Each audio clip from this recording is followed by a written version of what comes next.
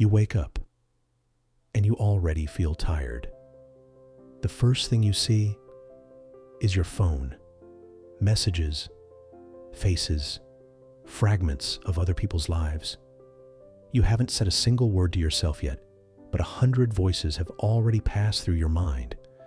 You scroll thinking it's nothing, but your brain has already started working, comparing, reacting, absorbing. And somewhere deep down, you feel it. You haven't done anything yet, but it already feels like part of the day is gone. Because it is. The day has started, just not yours. It's a kind of tiredness without a clear reason. Not from doing too much, but from overload. You didn't solve anything complex. You didn't run around the city. And yet, you already feel drained. The brain starts receiving signals as if the day has already begun. Too many faces, words, headlines, emotions. It tries to make sense of the noise, to organize, to predict, even when you're just scrolling through a screen. While the body is still lying down, the mind is already working, analyzing, worrying, planning, searching for what you missed, what needs an answer, who to stay connected with, what needs to be fixed. You haven't really done anything yet, but the weight is already there. Like your brain overloaded itself before the day even had a chance to start. When you're always connected, your brain stops knowing what's important and what's just noise. It reacts to everything the same. A message, a headline, a photo, a thought. Each one triggers a tiny spark of tension, and there are hundreds of them every day. Silence used to feel natural. Now it feels suspicious. If nothing's happening, it means you're missing something. If you rest, someone else is doing more. We live in a culture where movement means meaning, where productivity sounds like purpose, and stillness feels like failure. So even when everything is calm, you feel like you should be doing something. Your brain doesn't understand that it can just exist. It keeps looking for a task, a goal, a threat. And when it can't find one, it creates one. And there's another layer to this exhaustion. Your brain never gets to finish a single cycle of thought. You start reading one message, but a notification interrupts it. You open a video, but your mind is already thinking about the next one. You begin a task, but your attention fractures before you feel any progress. Your brain isn't tired from effort, it's tired from constantly switching, and short-form videos make this even worse. Your mind gets used to consuming life in 2-second pieces. A joke, swipe. A meal, swipe. A tragedy, swipe. A miracle, swipe. Each clip gives your brain a tiny spark of stimulation, but never enough depth to feel satisfied.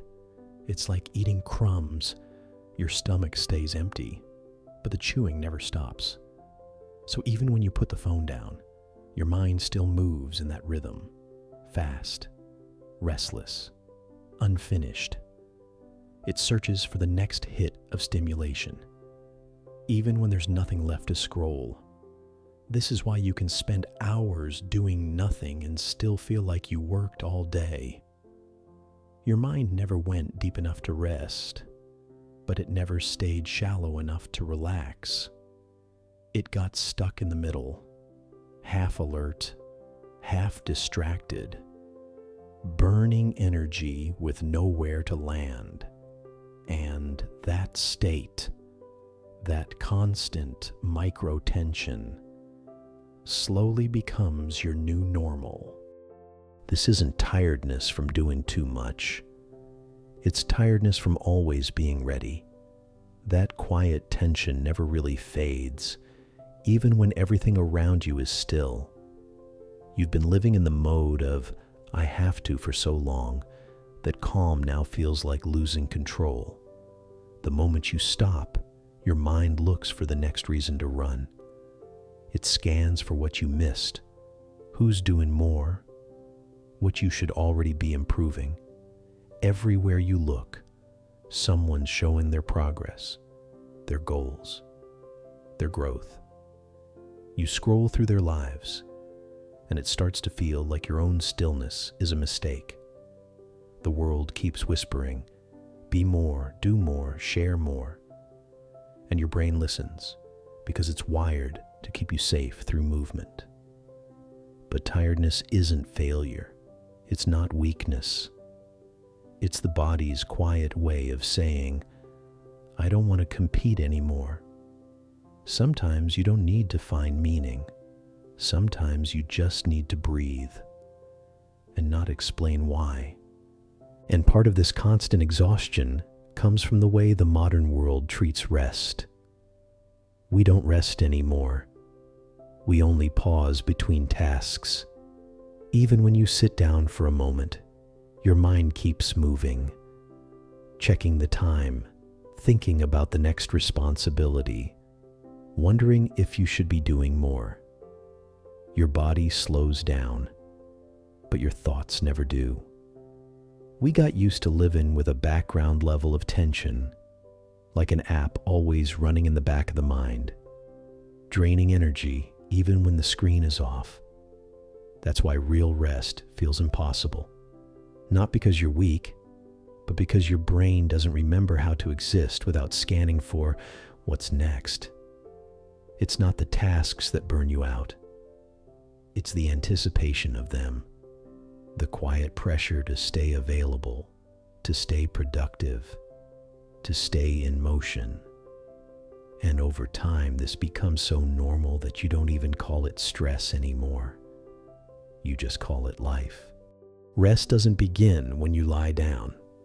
It begins when you stop pretending you're not tired.